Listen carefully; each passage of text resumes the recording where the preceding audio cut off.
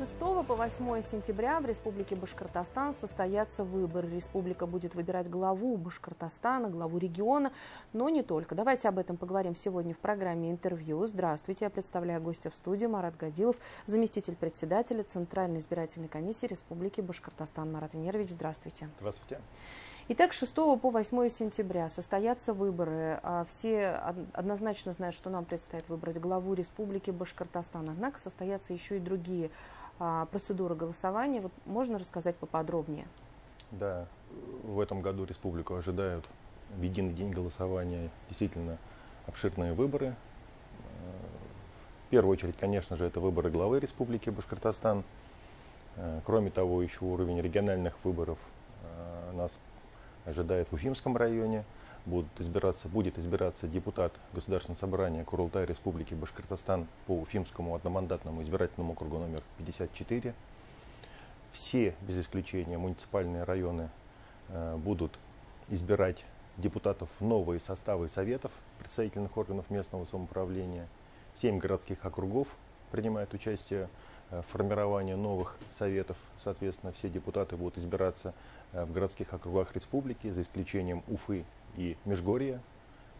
Выборы в них пройдут чуть позднее.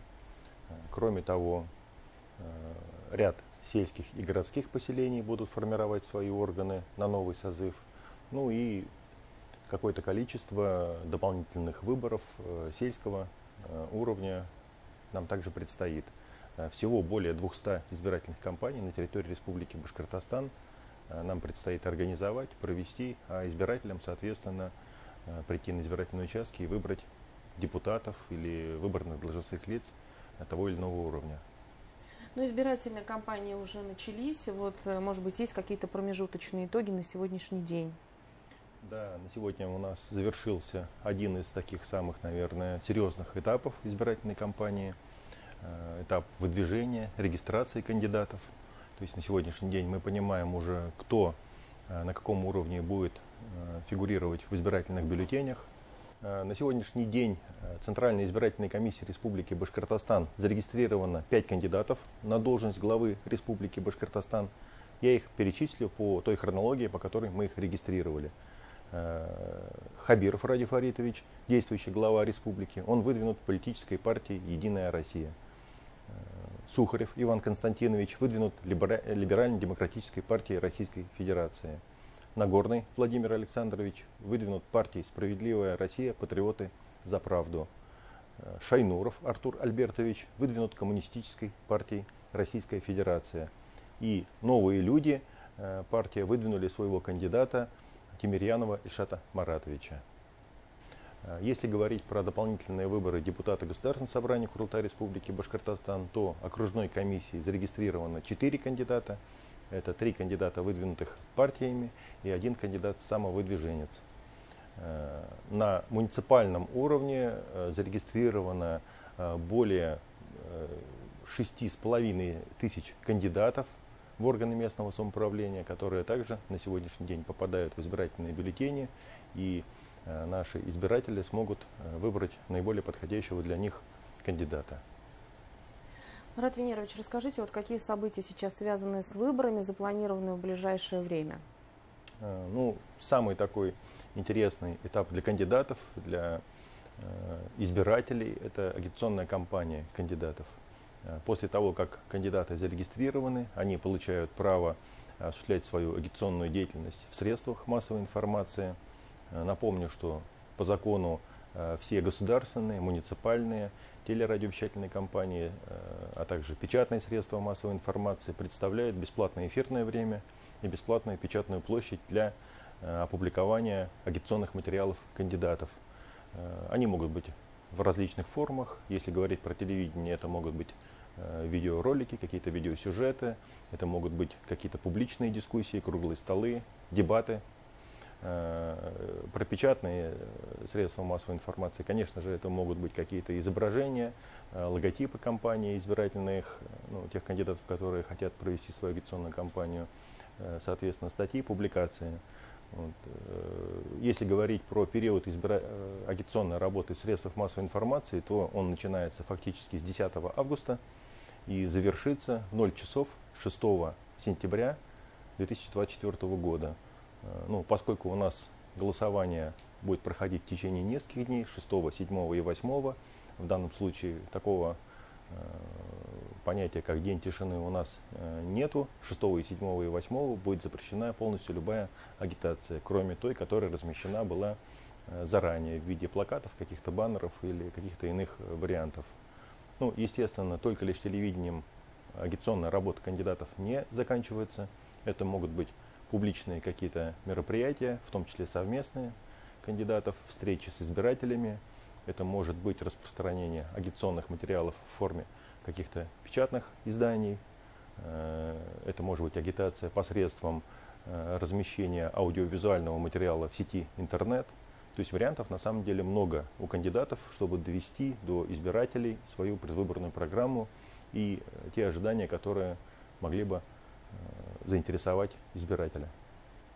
Мурат Венерович, вот если говорить об агитации, то она в основном напрямую касается кандидатов, касается средств массовой информации. А если говорить о процедурах, которые волнуют и которыми необходимо, может быть, воспользоваться избирателям?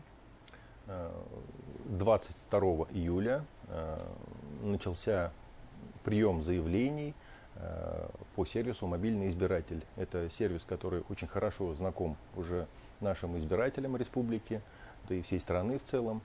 Применяется он 2018 года. Еще раз напомню, что он позволяет любому избирателю Республики Башкортостан в эти 3 дня голосования проголосовать не по месту своей регистрации.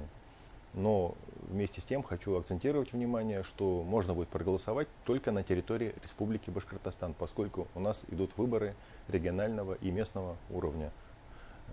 Если какой-то избиратель в течение этих дней 6, 7 или 8 сентября понимает, что он будет находиться не по месту своей регистрации, будет в гостях, где-то в отпуске, или будет находиться на учебе в другом городе, или просто проживает там, нигде зарегистрирован, он может подать заявление.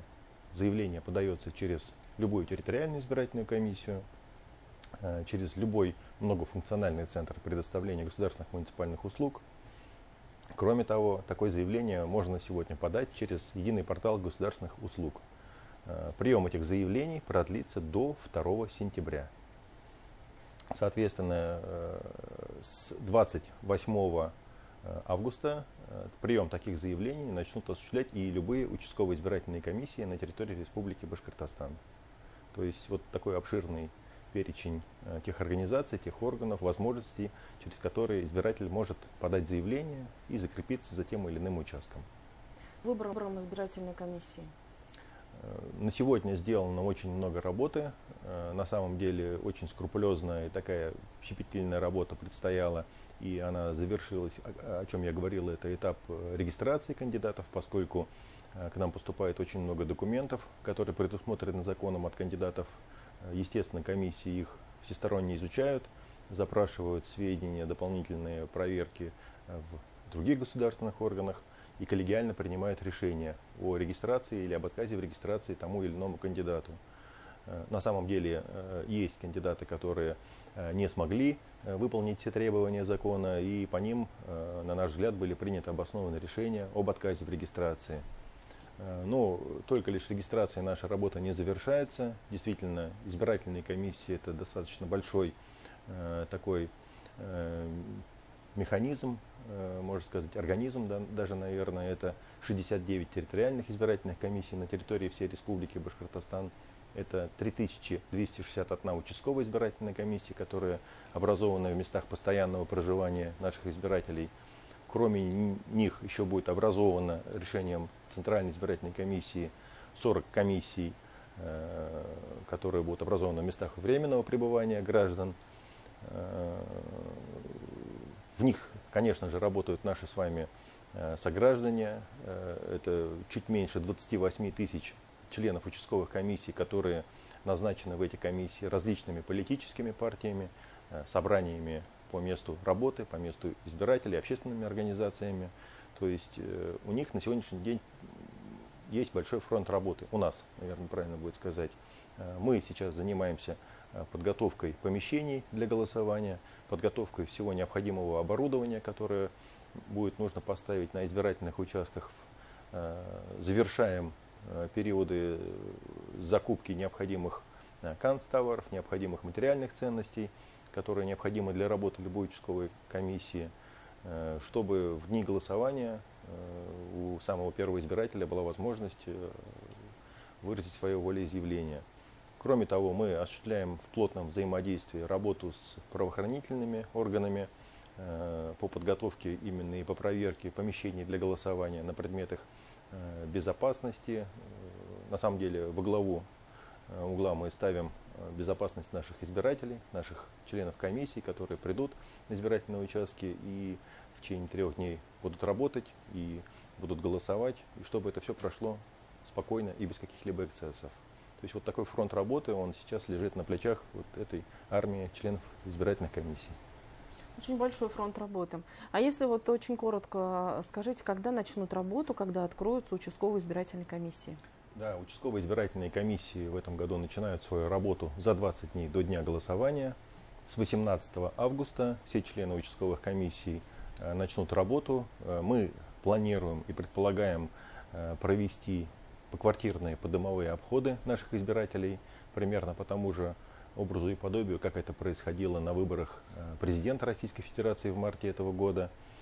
Кроме того, за 10 дней до дня голосования любой избиратель может прийти в участковую избирательную комиссию и посмотреть, есть ли он в списках, корректны ли его данные, соответственно, понять, сможет ли он проголосовать. Это в большей степени касается тех избирателей, которые незадолго до этого поменяли свой паспорт, либо сменили место регистрации, либо сменили фамилию.